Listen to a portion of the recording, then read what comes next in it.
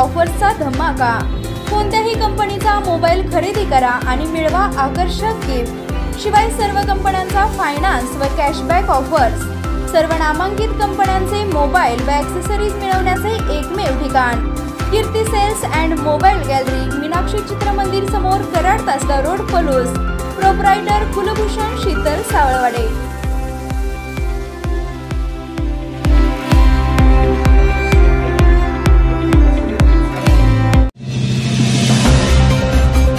रामानंद नगर बुर्ली रस्त्याचे काम रखडले। महापूर आल्यास बुर्लीकरणाबाहेर पडणे मुश्किल। गेल्या वर्षभरापासून सुरू असलेले रामानंद नगर बुर्ली येथील महामार्गाचे काम पावसाळ्याच्या मुहूर्तावर रखडल्याने नागरिकांमध्ये नाराजी पसरली आहे। वर्षापूर्वी जुना रस्ता उकरायला सुरुवात केली, पण 1-2 दिवसात काम थांबले ते पावसाळ्यात सुरू झाले।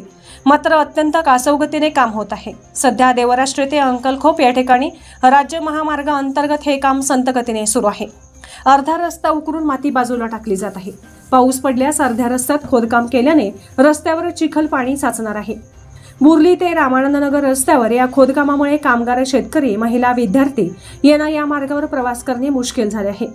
एसटी सेवेने सूर्यगाव, संतगाव, आमणापूर, बुर्लीमधून रामानंद नगरला शिक्षणासाठी येणाऱ्या विद्यार्थ्यांची मोठी गैरसोय होत आहे। कृष्णा नदीला महापूर आल्यास याच रस्त्याने ग्रामस्थांना बाहेर पडावे लागते। पाणी वाढल्यावर हा रस्ता 3-4 ठिकाणी पाण्याखाली जातो। त्यावेळीही गावातून नागरिकांना बाहेर पडणे मुश्किल होणार आहे। रस्ता खोदत असताना पूर्वीच्या नैसर्गिक गटारे काढल्याने आता अतिरिक्त पाऊस पडल्यास शेतातील जादाच्या पाण्याचा कसा निचरा होणार, हा देखील महत्त्वाचा प्रश्न शेतकऱ्यांना पडला आहे। तरी हा उकरलेला रस्ता तत्काळ भरून घ्यावा अशी मागणी जोर धरू लागली आहे। तो बुर्ली किर्लोस्करवाडी रस्ता हायवे मंजूर आहे, तरी ह्याचं काम 1 वर्ष झालं चालू आहे आणि काम निम्माच रस्ता उकरून टाकलाय 2 फुटानं आणि ह्याचा इतक्या येणार जाणाऱ्या नागरिकांनी प्रचंड प्रमाणात त्रास होतो। या शाळेची पोरं सुद्धा सायकलवरनं येतात, मुली येतात, याचं ॲक्सिडेंटचं प्रमाण वाढलं। या इथं राहणाऱ्या लोकांनी सुद्धा याचा प्रचंड त्रास आहे। त्यामुळे लवकरात लवकर जरा शासनाने ह्याची दखल घेऊन हे काम पूर्णतः न्यावं। जे ग्रामस्थांच्या वतीनं मागणी आहे की याचं पडदेशी हे विषय व्हावा। तरी 2 कंत्राटदार बदलले या रस्त्याचं, ती कोणच एकदा एकानं चालू केलं, तो निम्म्यात बंद झाला। आता दुसऱ्यानं गेल्या 15 दिवसात 10-20 मुरमाच्या खेपा टाकलेत, आता तो पण याचा बंद झाला या।